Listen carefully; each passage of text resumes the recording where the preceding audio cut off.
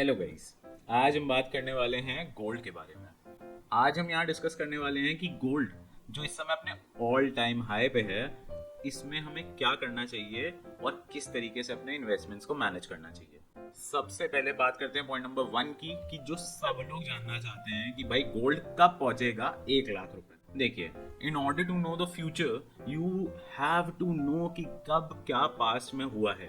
तो अगर गोल्ड की बात करें तो एज एन एसेट क्लास इसने आपको अराउंड 9.92% का CAGR दिया है, विच मीन्स 9.92% का कंपाउंडेड एनुअल ग्रोथ रेट। और अगर इस सेम 9.92% CAGR से गोल्ड बढ़ेगा तो अगले 4 साल और कुछ महीने में गोल्ड 1 लाख रुपए का मार्क छू जाएगा।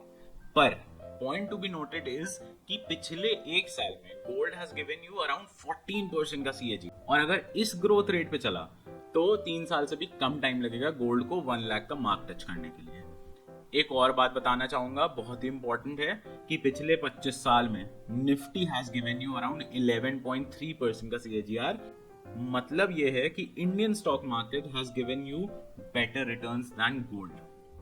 अब बात करते हैं पॉइंट नंबर 2 की। देखिए, मैंने एक स्टॉक की वीडियो में पहले भी समझाया था, और गोल्ड भी स्टॉक्स की तरह ही होता है। अगर वो कंसोलिडेशन में जाते हैं तो वो बहुत लंबे कंसोलिडेशन में जाते हैं और ब्रेकआउट के बाद रुकते ही नहीं है। तो गोल्ड की भी सेम फितरत होती है।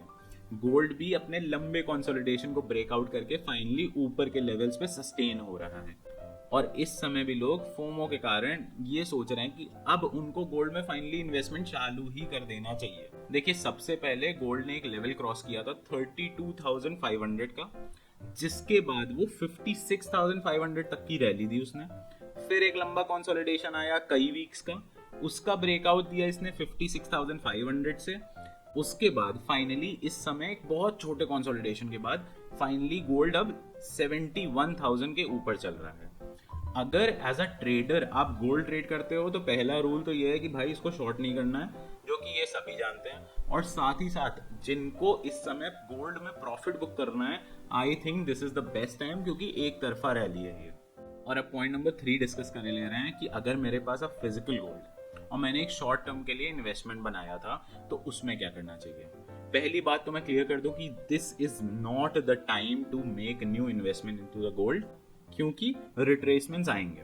वापस गोल्ड एक ना एक बार अपने ऑल टाइम हाई से ऑब्वियसली डिप इन करेगा और 62,500 का जो ये एक मेजर सपोर्ट जोन है वहां तक टच करने कभी ना कभी जल्दी ही आएगा। तो इस समय इन्वेस्टमेंट करना पहली बात तो is not a good deal, क्योंकि यहाँ पे risk to reward is very unfavourable. अब हम बात कर लेते हैं कि अगर किसी ने शॉर्ट टर्म के लिए अपने घर के किसी मैरिज वगैरह के लिए गोल्ड में इन्वेस्टमेंट बनाया है तो उनको क्या करना चाहिए। देखिए, आचार संहिता की वजह से, क्योंकि इकोनॉमी में कैश को बहुत कंट्रोल किया जाता है, तो gold prices in the physical market also tend to dip down. अब देखिए, जैसे ही आचार संहिता हटेगी यू कैन मेक श्योर कि आप उसमें इन्वेस्टमेंट में प्रॉफिट बुक कर सकते हैं, क्योंकि उस समय आपको गोल्ड का सही प्राइस मिल जाएगा। इतना ही था मेरा गोल्ड के बारे में discussion. Gold as an asset class देता तो स्लो रिटर्न्स है, but obviously as Indians we are obsessed with our gold holdings. That's all. Share it with your investor friends and उनको भी मेरे चैनल को सब्सक्राइब करवाइए। Thank you so much.